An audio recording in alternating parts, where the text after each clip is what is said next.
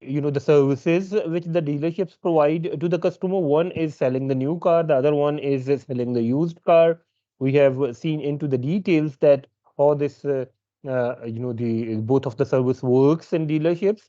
Now the parts and the services, another source of generating the revenue for the dealerships, and other service which they provide to the customers. So new dealerships earn much of their profit from a sale of parts, servicing and repairs. This is an important consideration. You must have heard in our country that when you are buying a car, many of the people would be saying that their parts and the service is very expensive. There, it is hard to find their parts. So this is an important consideration while you are making a decision to buy any car. You want to make sure that that in a case that you would need any part for your car, that should be available in the market. So that's an important thing. And the dealership, all the new dealerships, that they do have the parts of the cars available with them. Parts can range from accessories that owners buy to personalize their car, to a replacement for components that have worn out or broken, right? So that's something which is quite understandable. So I would not be going into the details that how this whole thing works. The car manufacturer set strict condition for the quality of parts. That is important thing that you need to learn. Used in the maintenance and repair cars that are still under warranty, right? Because we, as I explained you in the summary while we were discussing about this, in the summary about the parts and the sales, I told you that if the substandard or the parts which are not approved by the manufacturer are used in a car, then the owner would be losing the warranty. Dealerships must use parts you made by the car manufacturer themselves or by the car manufacturer's approved maker. For example, Bato Motors makes and send body panels as a replacement part for the repair of a collision damage. Bato Motors also list approved manufacturer for the replacement parts and consumables ranging from the brake pads to the engine oil. Um, this is common again. There were some of the parts are manufactured by the manufacturer, and then there are the certain other manufacturer which the car manufacturer approved them, like their parts are as good as like their own parts, so those could also be used. Most of those, like for instance the engine oil, the car manufacturer, they don't generally manufacture their engine oils themselves. They recommend the engine oil of some other company most of the time. So the most of those manufacturers supply the parts that are used in the car's construction. Dealerships often sell parts to local garage who require parts quickly in order to complete a service or repair. Um, so local garages means those are not the dealerships. The local the shops or the workshops which are operating in the.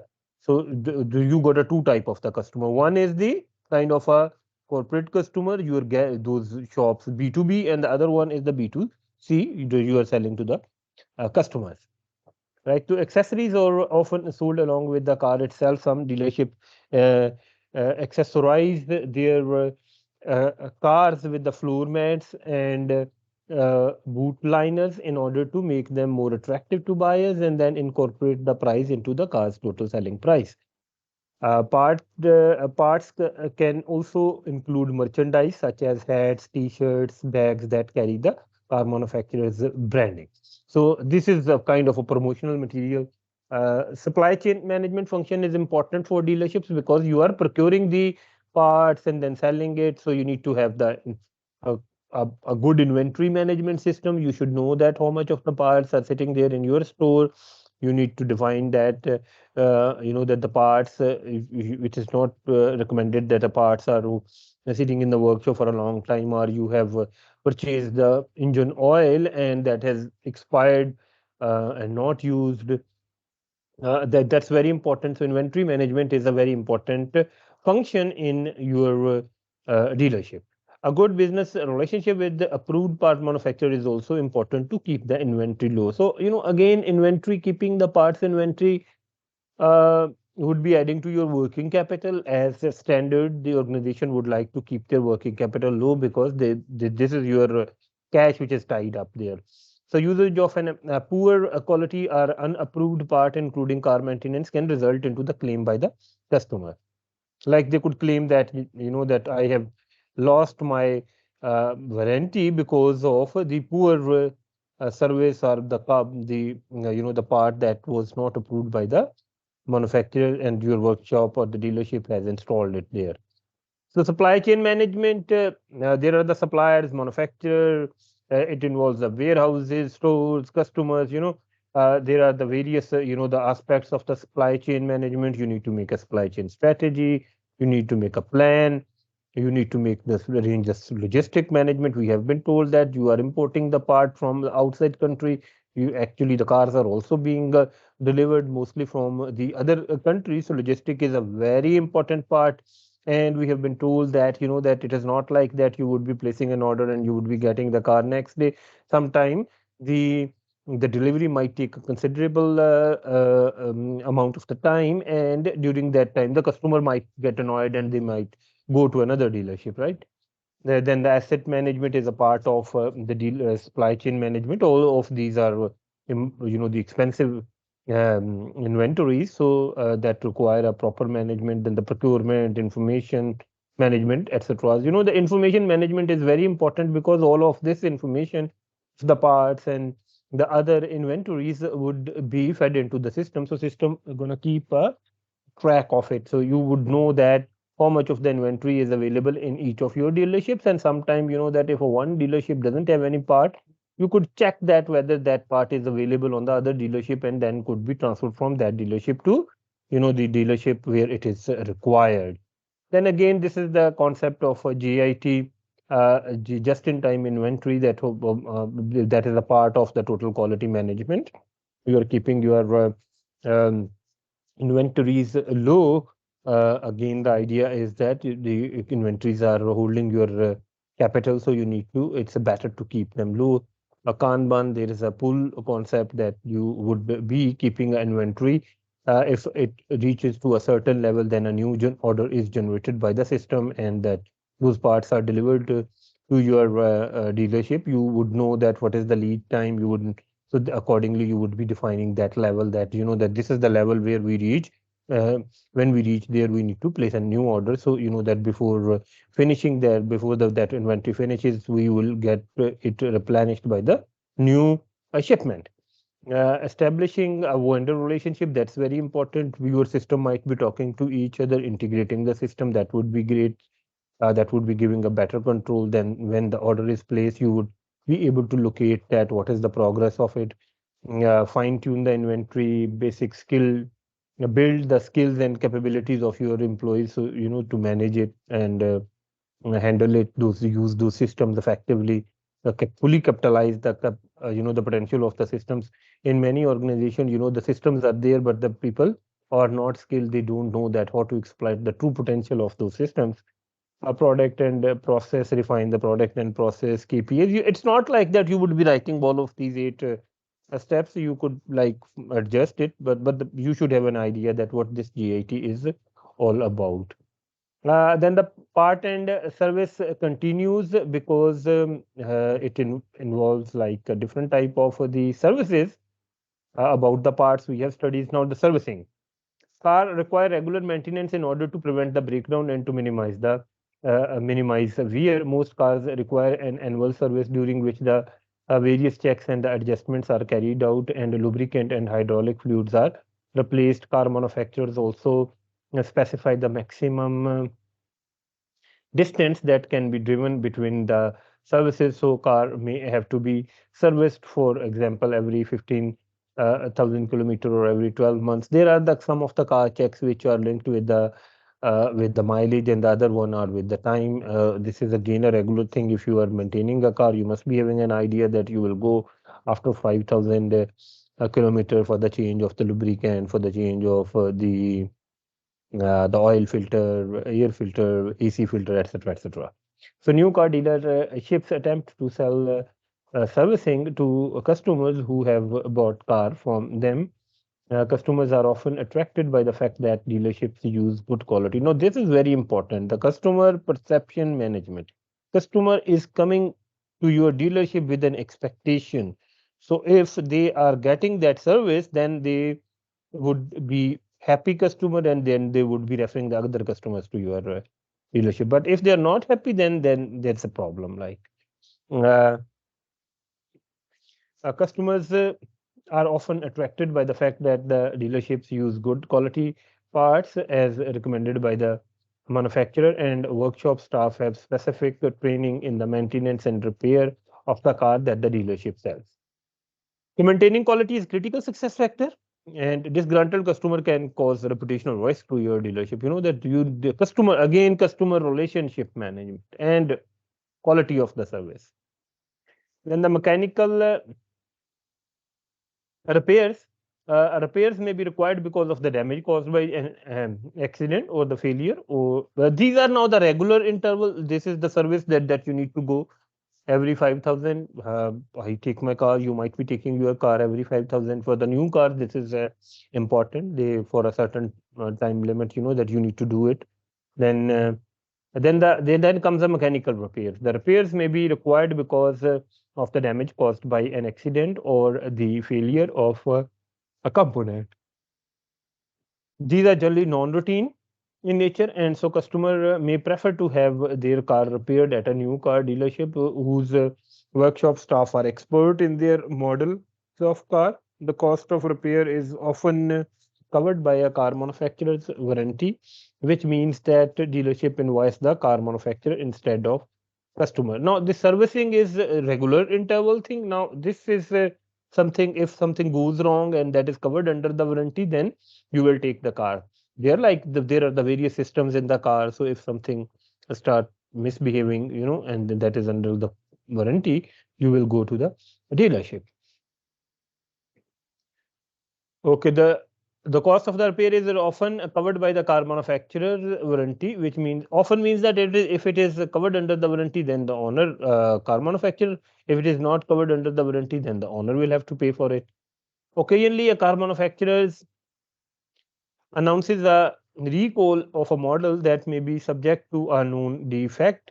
In that case, customers are required to return their cars to one of the car manufacturer's new car dealerships for evaluation and correction. Work done in response to such recall is charged to the car manufacturer. Again, that you would not like to be to having the dealership of a company which is having any problem. Recall is a good thing. Some time ago, Honda did that for their certain models. They told that you need to take your car to the dealership and get those airbags checked, I believe, something like that. I remember, so they do it. This is practically to do it. Car servicing covered under warranties is charged to manufacturer. You need to remember that. Evaluation and correction maintenance in result of recall of specific model is also charged to the manufacturer. So your revenue is coming from the manufacturer. That would be under the predefined rates. They will say that that you will do this, you will get this much payment. So that would be under the predetermined rates decided between the dealership and the manufacturer. Then the body work repairs.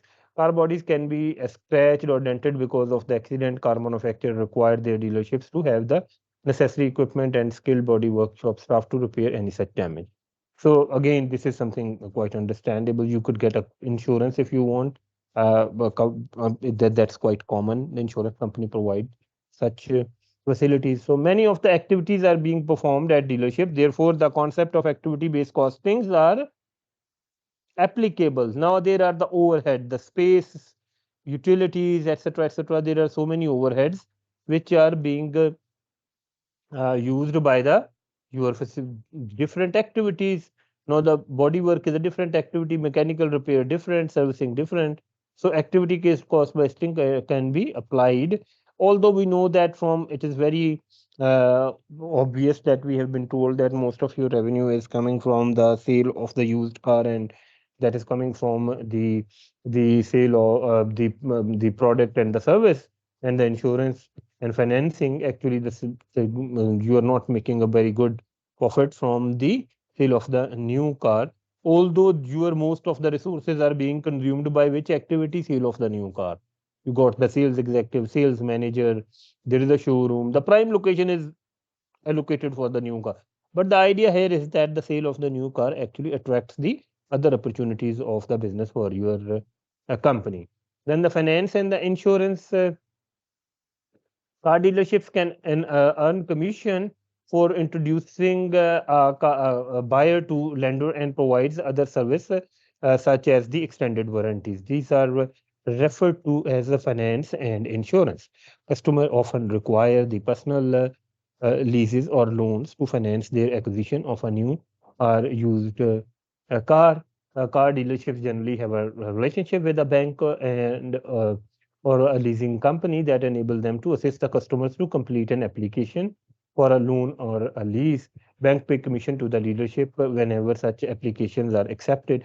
Dealerships also recommend service plans and extended warranties. Now, the one part is the assisting the customers to get the again, you are doing it to promote your sale because you know that the customer doesn't have the capability or the liquidity to outrightly purchase the car. So you might lure them or encourage them to buy the new car through the financing facility, which would be provided by a bank or a leasing company. Dealership also recommend the service plan and extended warranties to customer. A service plan involve customer paying in advance for the car's routine services. Now, you know that we studied about the servicing, we studied about the maintenance work. So these are the two things. Servicing is the regular interval checks, and the maintenance is any breakdown, any damage to the car.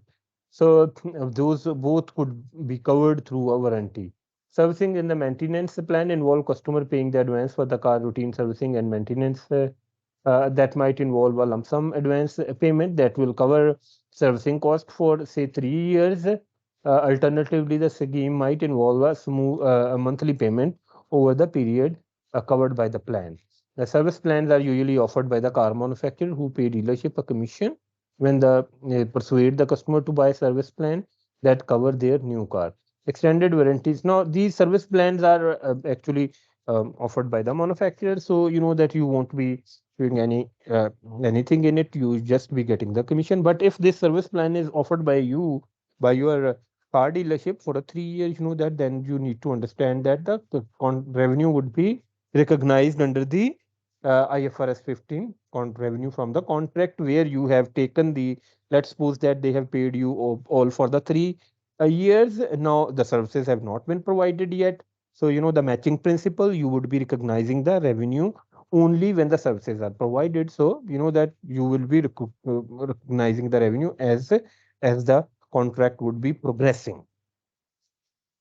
We get taken the example of a construction project, and I remember that I told you that you would be although you have taken the money from the customer, but you would be recognizing the revenue as the progress would be made on the project, and the other amount would be treated as a contract liability.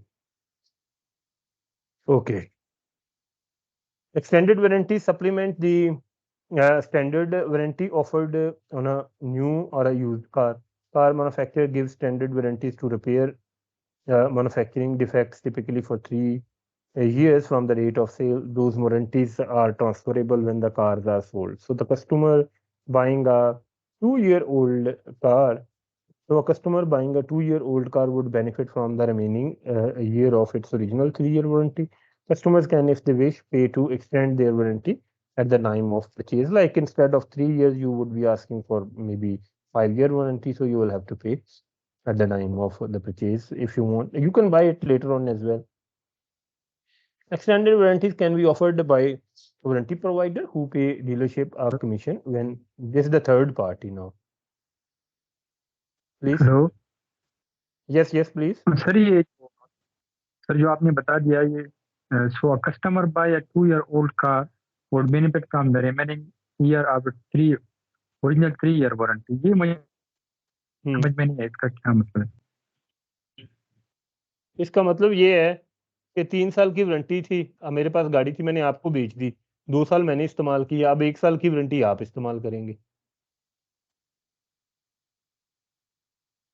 Hello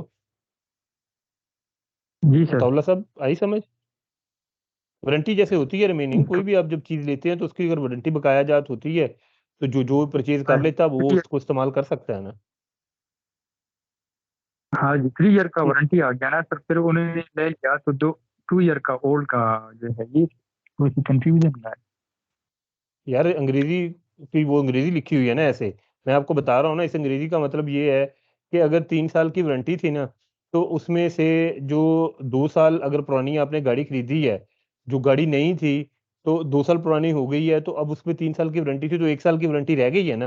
वो कहता है कि original जो 3 साल की warranty थी, जो remaining अब 1 साल की है उसमें से वो उसको मिल गई। ये तो इंग्लिश की ट्रांसलेशन है, simple. So a customer buying 2 year old car would benefit from the year remaining year 1 साल ऑफ इट्स ओरिजिनल थी। ओरिजिनल 3 साल की वारंटी थी, अभी 2 साल हुए हैं, तो 1 साल की वारंटी उसको मिल जाएगी। ठीक है, ठीक है sir, okay. Understood. Okay ji.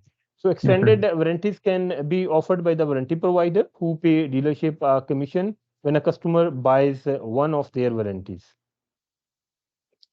Some dealerships offer their own. Now, this when they would be offering their own extended warranty, again the concept of the revenue contract from the revenue from the contract would become applicable. This is again another topic which is quite relevant, and I think that they might test it in the exam. You should know that what is the revenue from the contract. Matching principal बड़ा detail में मैंने बताया था, construction के project की example दी थी आप लोगों को कि कैसे होता है कि you customer has paid you 100,000 Villandian dollar, or 100,000 is too much, like the car price is 20,000. So you could say that 5,000 Villandian dollar for a 3 year extended warranty to your company. Now, would you recognize the revenue on the first year? मुझे बताएं तौला साहब, क्या आपका ख्याल है कि हम रेवेन्यू उसका जो $5,000 उसने हमें दिए हैं, तो क्या हम 3 साल की वारंटी के लिए, तो क्या हम $5,000 को उसी वक्त रिकॉग्नाइज कर लेंगे? और with the passage of time उसको record. Exactly, with the passage of time, जैसे जैसे हमारी परफॉर्मेंस होगी, हम उस contract, warranty is a contract with the customer. So जैसे जैसे उस कॉन्ट्रैक्ट पे हमारी परफॉर्मेंस होती जाएगी, हम करते जाएंगे, 1 साल गुजर जाएगा, जैसे जैसे टाइम गुजरता जाएगा, you could recognise it on the monthly basis even. The warranty provider is, however, liable for any cost associated with the rectifying fault covered by the uh, warranty. So whatever has been committed in the warranty agreement, you will have to do that. So what about the dealership offering their own? I when I was reading here, so I just like wrote it, but this paragraph they have already mentioned it that the dealerships are providing the warranty. So, but I left it because this is a food for thought. You need to understand that when your company is offering the extended warranty, then how they would be recognizing the revenue, or it will have an impact on the current business model, and what would be, again this was related to it, so it would be having a accounting treatment. We will see that extended warranties are being provided by the car manufacturers, warranty providers, and dealership. A mechanism can be developed to determine the price of extended warranty on the basis of past claim history of the customer. So customer has a clean history, so you know that your company could determine that how much they would be charging them for the warranty. So extended warranties, can the customer buy a warranty separately? Yes, it's a service type warranty, IFRS 15. Revenue from contract, you will be doing that, right? No, the warranty provide additional, no, does the, can the customer buy warranty separately? Here we have written yes, so this part. Now, no, again the question, does the warranty provide additional service? Yes, if yes, then again, if the warranty provide no additional service, assurance type warranty, IFRS 13, assurance means that if something goes wrong, that you would be, we need to check that what is it assurance type warranty. It is accidental warranty. It is not like fully giving a full coverage. They would say that like they would keep a provision that if something goes wrong, we will be doing it to a certain extent, doing the repair. They make it conditional that this if this would happen. or a customer may claim. But, so you know that although it is not explicit warranty, so it's an assurance type of warranty. It's a different thing. So for that, you could create a provision that the customer sometime claim for the things which are actually not covered under the warranty, and because of the law and the legal framework of that country, sometimes they win it and you might have to pay to them, or even your management might consider that it is fair to pay to them. So for that you could have a provisions, or you could see that what is it's a contingent liability or the provision. So generally they have given us the here is a detail of the although you would not be doing the entries for just for the understanding. Estimated warranty claim, you will do the estimation for the period, like warranty expense and accrued warranty liability. Warranty claims are paid, accrued warranty liability, and cash. Right. Again, you don't need to worry about the entries. All you need to have an idea is that there is an agreement, so you know that it's a revenue from contract. So you need to have an understanding that the matching principle is the underlying principle. Revenue from contract, revenue recognition from a contract. It's not charter, it's a contract. Identify the contract with the customer, identify the separate performance. We have studied about those 5 steps.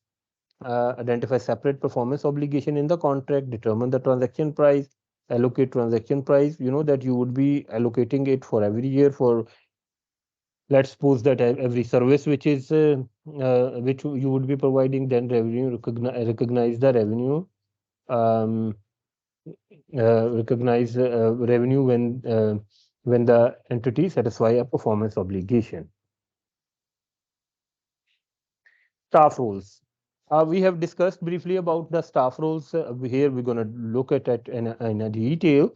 So now you know that your services that you are providing: sale of new cars, sale of used cars, parts and service, finance and insurance, right? That these are the 4 major parts, and within each segment we have studied that. Do the finance and insurance is being dealt by the business managers. Sale of new and used car is being dealt by the sales team, sales executive, sales manager, and parts and servicing is being dealt by the workshop. You should have a very clear, each assignment is linked with a segment of your dealership. So the responsibility associated with the operations of the car dealerships are shared by a number of individuals. These staff roles are common throughout the industry. So the dealership principal is effectively the general manager in overall charge of the dealership. Dealership principal are usually the employee, although the owner of a small independent. If you have just a one dealership, you might be the general manager. You are the owner and the general manager. So dealership principal responsibility includes supervision of the departmental heads. Or you have the departments in your dealership, workshop, etc. Oversight of the inventories of the cars and the parts. Oversight. You are not directly managing. You are doing the oversight function. Directly, workshop is managing. Implementation of the marketing and promotional activities, maintaining customer satisfaction, including addressing complaints. Oversight of finance. Oversight means that you are sitting at the top, so you need to create an oversight function. That's the basic responsibility. Compliance with the regulation, including terms set out by the car manufacturer. So dealership principals are usually rewarded on the basis of salaries, supplemented by performance-related bonus. Salary plus bonus. I have mentioned it in your fact sheet. So I hope that you remember it. You need to remember it. What type of the attributes the dealership principal shall have? Leadership, negotiation, conflict management, problem solving, because he is managing the team of around 120 people on average. We know that from the information given to us that we have been told that we do have the 25,000 employees in 214 dealerships. So on average, you know that you are maintaining 115. So overall, we have seen that 5,200 dealerships, 620 employees, so 120. So you are maintaining the average number of industry. You are maintaining the industry average. So managing those people, there would be the conflict. These are the different departments. They do have their own priority.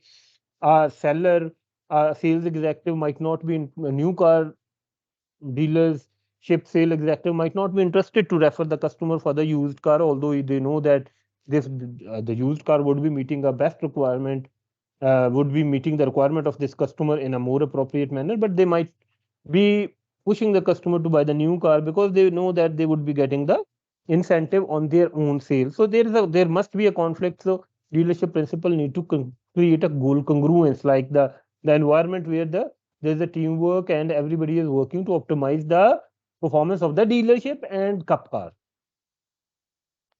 Compliance with the regulation, including the terms set out by the car manufacturer, dealership principal usually rewarded. Okay, we have studied it. Now, okay, dealership styles. I have just explained that the again you need to go back and see that what I told you that there are primarily the two this that needs to be replaced. I will change it. Holiday package cup car. Because the dealership style remain the same. Democratic style of the leadership, because this is the one, like autocratic is not suitable for commercial entities.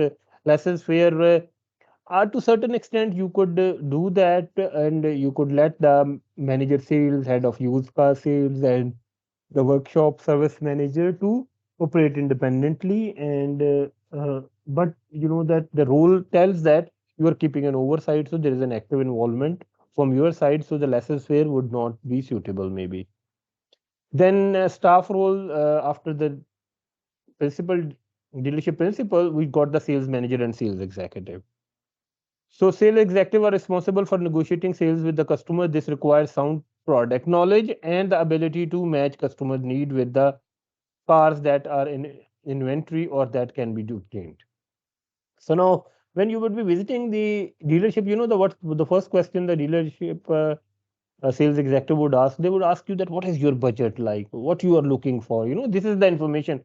From that, then you would be suggesting that, keeping in view your budget and your preference, this car looks like the more suitable for you. And now you know that if you listen to me, I will tell you that this car has this attribute, this car has this attribute. So within your budget, the best buy would be this car. So this type of the approach they would be adopting.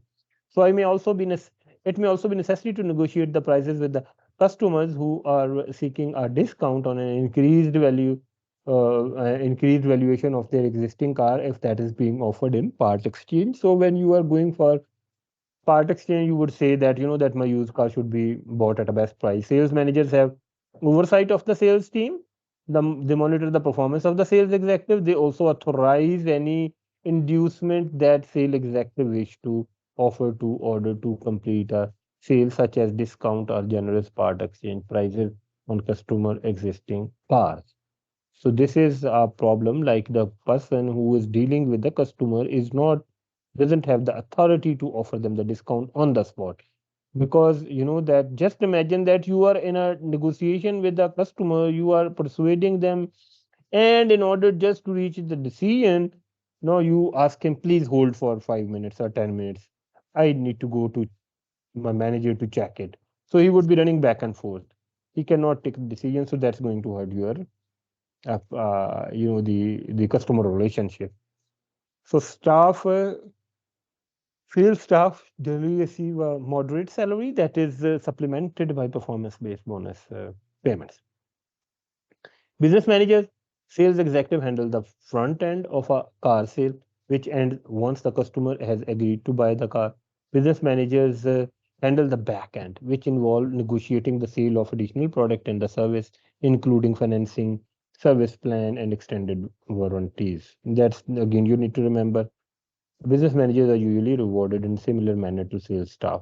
So performance-based bonus plus uh, moderate salary, right?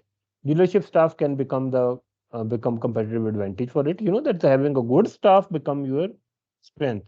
Training of the staff is critical. How the training cost shall be treated. We have studied that the training cost is expensed out. If you remember that there were certain transaction where we were talking about the valuation, where we were talking about the what we call that.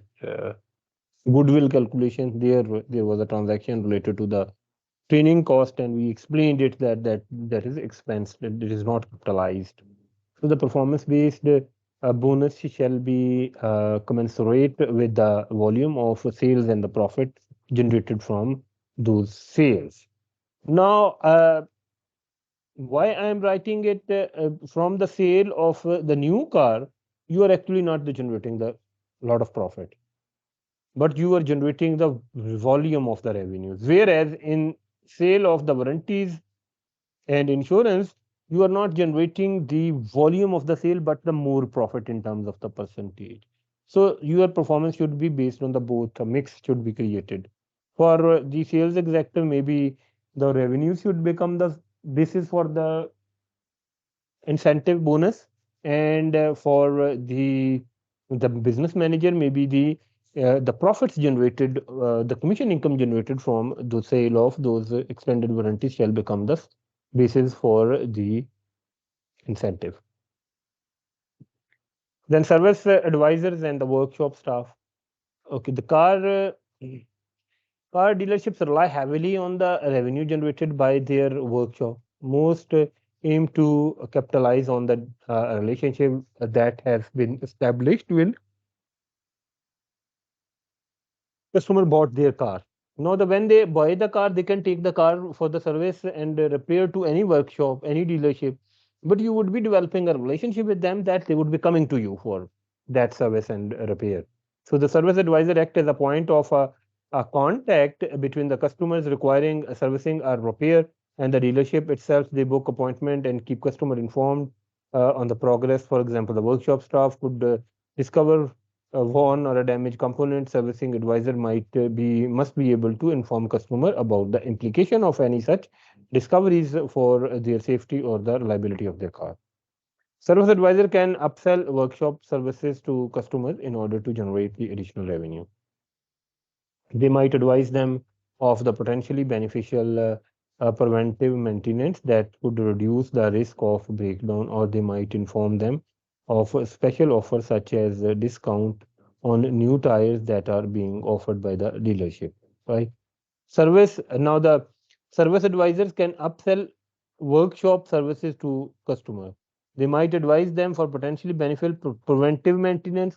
Preventive means that you take the preventive action, you get the service which is not due yet. That could reduce the risk of breakdown, or they might inform them of a special offer such as discount on new tire that are tires is also part of the car parts. So they are that's that again the workshop is doing it, so you could persuade them. So at each level, you would see that upselling is important. You know, so workshop staff are responsible for the work undertaken on customer car. Routine servicing work is charged at a standard price per job that is often set by the manufacturer and applies to all franchise dealerships for particular brand. For example, there will be a standard charge for replacing oil that will include the cost of the part, labors, overheads, and the markup to generate profit. Non-routine servicing and repairs are priced individually for each job. Workshop staff may detect fault during a routine service that require additional work in addition to the service itself. So service is covered under the warranty, but there might be some additional work, and for that you would be charging you to the customer. Service advisor and the workshop staff receive salaries, so they don't get the bonus. Although they are persuading the customer to buy the parts, and but at the end of the day, obviously they would be recommending only if it is really it required the replacement. Otherwise, it is unethical. Maintaining relationship with the customer result into the repeat service and hence growth and sale of dealership. Service advisor must know the principles of effective communication. That's very important. Service advisor shall learn the sales skills as well. Service charges are standard and are set by the car manufacturer, not can car manufacturer. In order to generate the profit, dealerships need to apply the concept of target costing as price is beyond their control.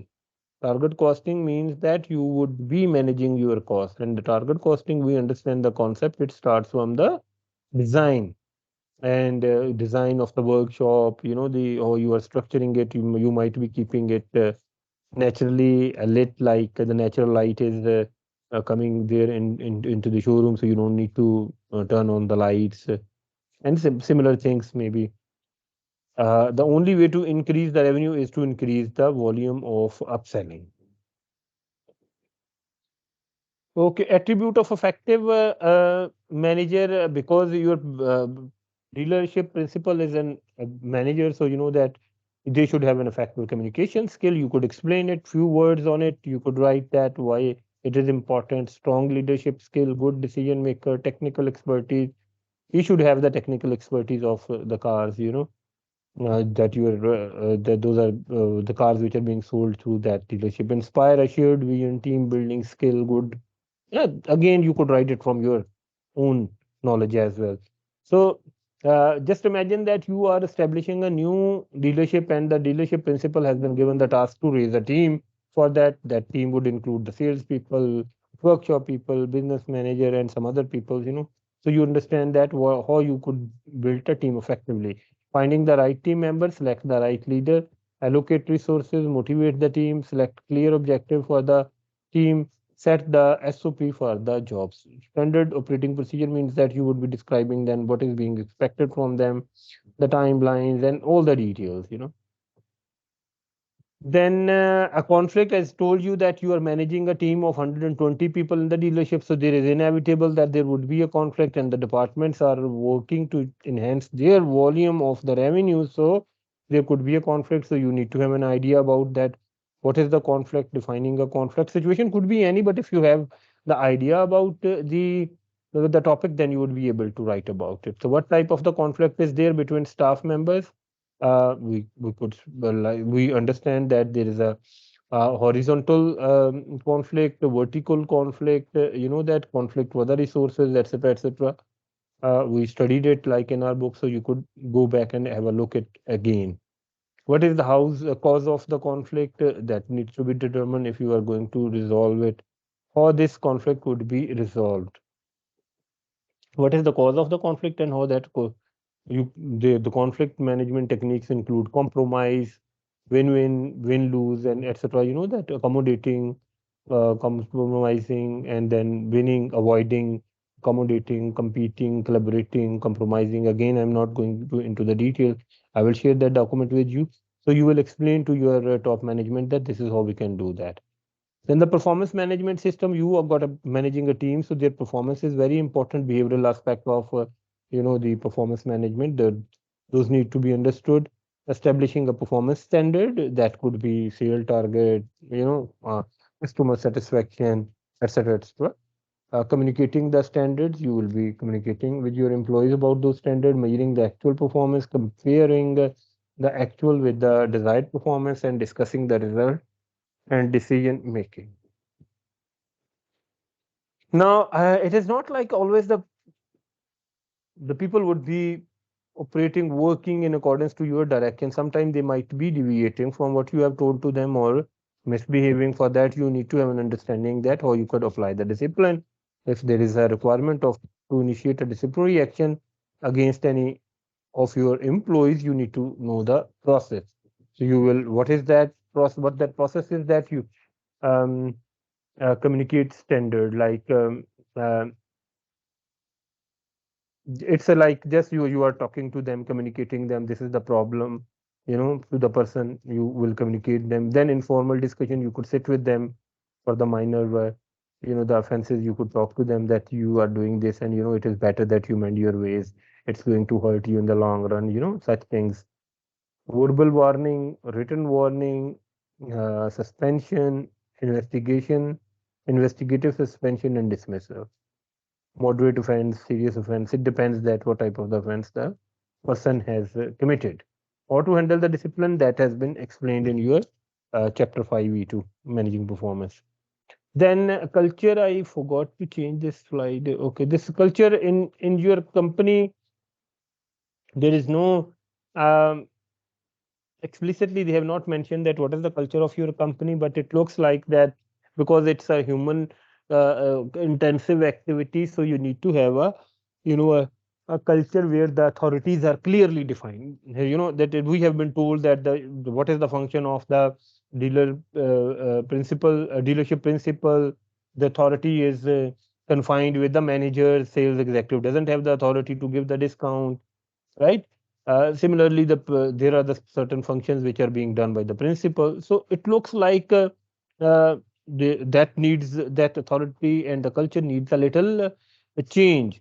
The culture needs a little change in terms that the authority should be devolved, that should be delegated to the down the line to the sales executive and other responsible person. So it's just an introduction that what is the culture, nothing much in it. Uh, Target costing. Cuppcar can apply target costing at a planning and design dealership of a normal luxury car and level of service.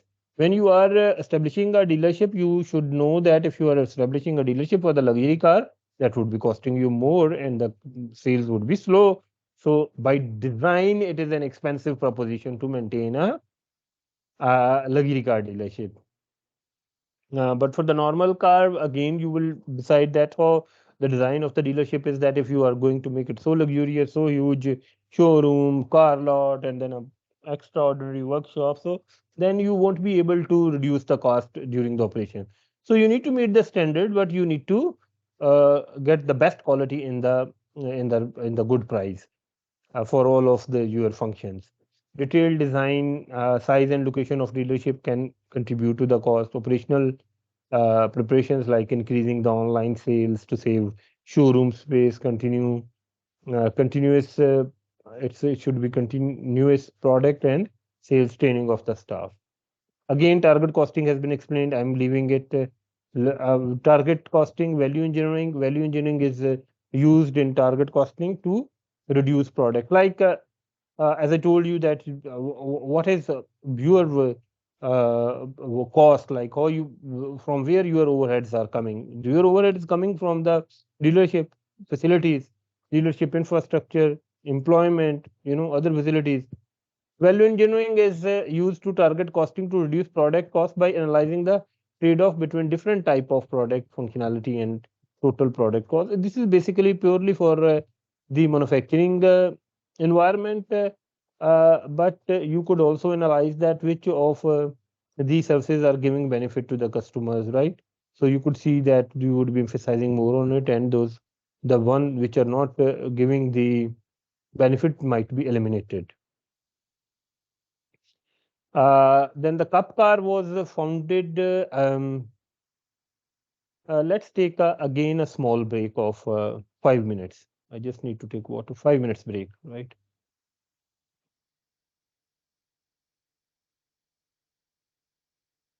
अच्छा थोड़ा सा मुझे feedback भी दें कि कोई समझ आ रही है अभी क्योंकि